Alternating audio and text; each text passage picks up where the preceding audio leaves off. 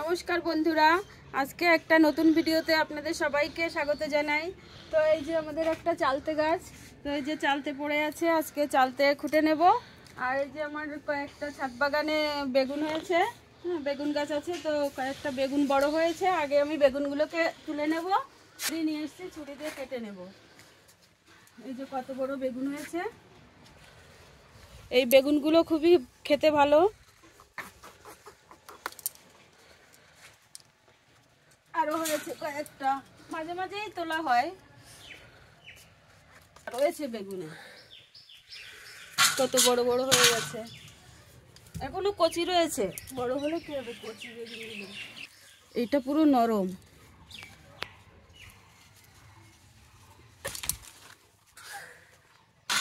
আছে একটা কত বড়, এটাও তুলে নেব।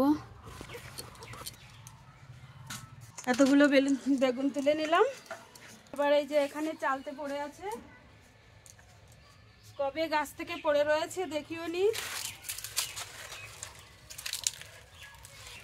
কি ঘেরান চালতেগুলো, পাকা চালতে দিয়ে আজকে টক ঝাল মিষ্টি ছোট থেকে বড় সকলের জিভে জল আসার মতো আমি এই চালতের আচার করব আজকে। তো আপনারা পুরো ভিডিওটা দেখতে থাকেন। আর এখন আমি চলে যাচ্ছি রান্নাঘরে, তো এখন রান্না শুরু হবে।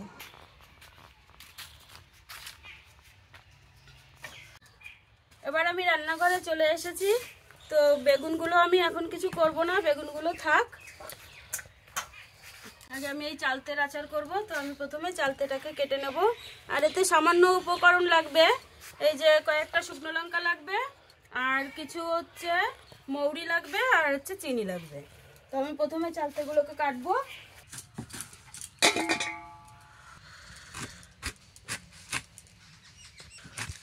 চালতেতে প্রচুর লালা লালা থাকে, কিন্তু এই চালতেগুলো পেকে গেছে, তো এতে লালা কমে গেছে। এখন ইজিভাবেই কাটা যাচ্ছে, কাটতে কোনো কষ্ট হচ্ছে না। পেকে গেছে, এতে কোনো লালা নেই, কাটতে কোনো অসুবিধা হচ্ছে না।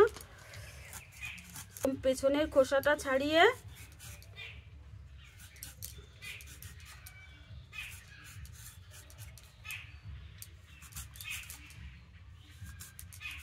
এই যে এইভাবে কেটে নেব।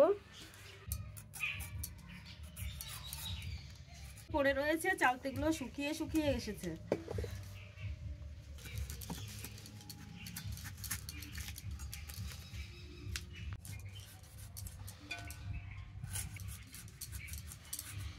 থেকেই ভাবছি যে চালতের আচার করব, চালতের আচার করব, কিন্তু চালতে গাছ থেকে চালতে প্রায় ফুরিয়েই এসছে, তাও করা হয়নি। তো আজকে গিয়ে দেখলাম যে ছাদে দুটো চালতে পড়ে আছে, তো ভাবলাম আজকেই চালতের আচার নিয়ে ফেলবো। তো বিনা সারের বেগুন, তো খেতে খুব সুন্দর লাগে। এটা হচ্ছে ভাতে খাওয়া যায়, পুড়িয়ে খাওয়া যায়, তো সবটাতেই স্বাদ ভালো লাগে। এই যে পুরো চালতেটাই আমার কাটা হয়ে গেছে, এতগুলো চালতে বেরিয়েছে। তো এবার আমি এই চালতেগুলোকে আমি গরম জলে ধুয়ে নেব। আমার গরম জল রয়েছে, এই গরম জলে আমি এই চালতেগুলোকে ধুয়ে নেব ভালো করে, একটু চটকে চটকে ধুয়ে নেব। লালা ভাব আছে, এটা পুরো ছাড়িয়ে ফেলতে হবে। 3বার জল পাল্টে পাল্টে ভালো করে পরিষ্কার জলে ধুয়ে ফেলতে হবে। আমি উনানে কড়াইটা চাপিয়ে দিলাম, আর উনানে জালটাও আমি ধরিয়ে দেব। এই যে পরিষ্কার করে ধুয়ে নিয়েছি। এবার আমি শুকনো খোলায় এই মৌরি আর কয়েকটা শুকনো লঙ্কা ভেজে নেব। এবার কড়াই ভালোভাবে গরম হয়ে গেছে, এবার মৌরিগুলোকে দিয়ে আমি হালকা ভেজে নেব। খুব বেশি ভাজতে হবে না, দেওয়ার সঙ্গে চটপট করে ফুটছে।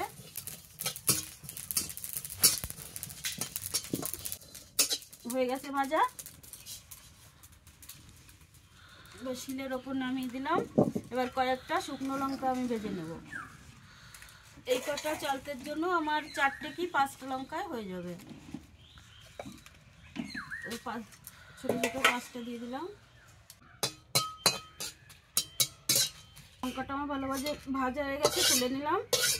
এবার কড়াইতে দেবো আমি একটু জল।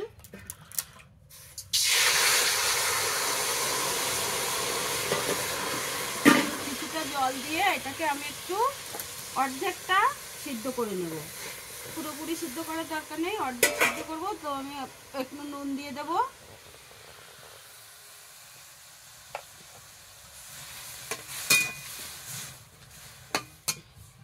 এবার আমি কিছু সময়ের জন্য চাপা দিয়ে রাখবো, সিদ্ধ হোক ভালোভাবে। আমি এই মশলাটা বেটে নেব। মৌরিটা একটু হালকা করে গুঁড়ো করে নেব।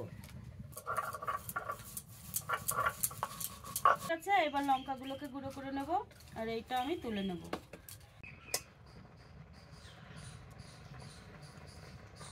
এটা এখনো সিদ্ধ হতে একটু বাকি আছে, তো খুবই সাদা সাদা দেখাচ্ছে, তো আমি একটু হলুদ গুঁড়ো দিয়ে দেবো। হলুদটা দিলে কালারটা সুন্দর আছে।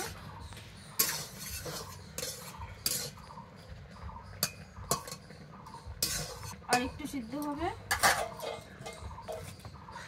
আবার একটু ঢাকা দিয়ে রাখি।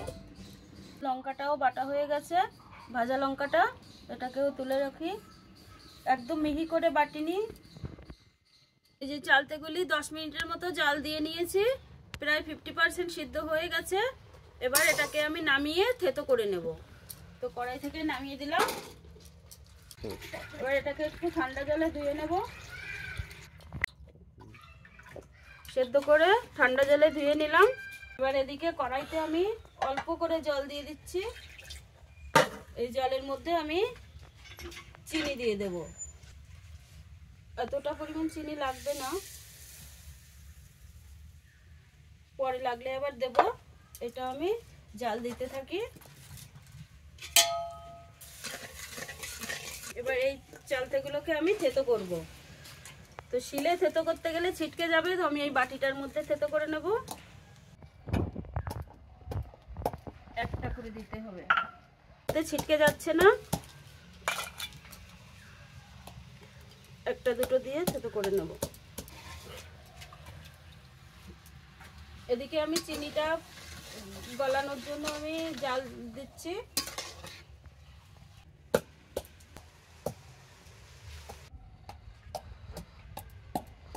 পুরো চালতেটাই আমি থেতো করে নিয়েছি, আর এদিকে আমার চিনিটাও গলে এসেছে, পুরো গলে গেছে। এবার এর মধ্যে আমি এই চালতেগুলো দিয়ে দেব।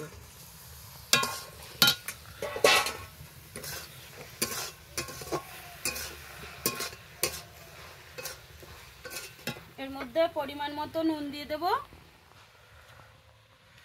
রসটা শুকানো পর্যন্ত আমার একটু জাল দিয়ে নিতে হবে।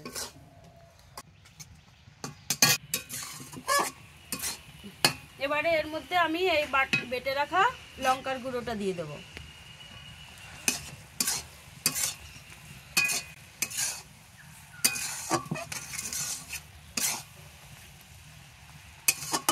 চালতের আচারটা প্রায় কমপ্লিট হয়ে গেছে। এবার আমি এই মৌরি গুঁড়োটা দিয়ে দেব।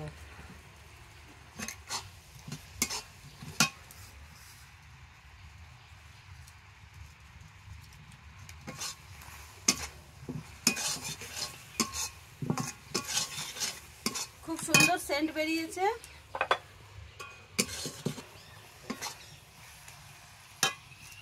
আমার চালতের আচারটা কমপ্লিট হয়ে গেছে। এবার আমি কড়াইটা ধরে নিচে নামিয়ে নেব। এটাকে আমি এই প্লেটটায় নামিয়ে নেব।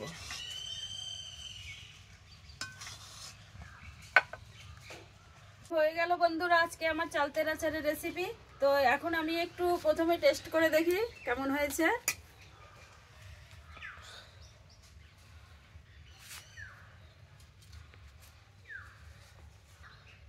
দুর্দান্ত স্বাদ হয়েছে। তো আমার এই চালতের আচারের রেসিপি আপনাদের কাছে কেমন লাগলো কমেন্টে জানাবেন। আর এরকম নিত্য নতুন ভিডিও পেতে বর্ণালী কুকিং হাউস চ্যানেলটি সাবস্ক্রাইব করে আমার পাশে থাকবেন। আবার দেখা হবে নতুন ভিডিওতে। আশা করি সবাই ভালো থাকবেন।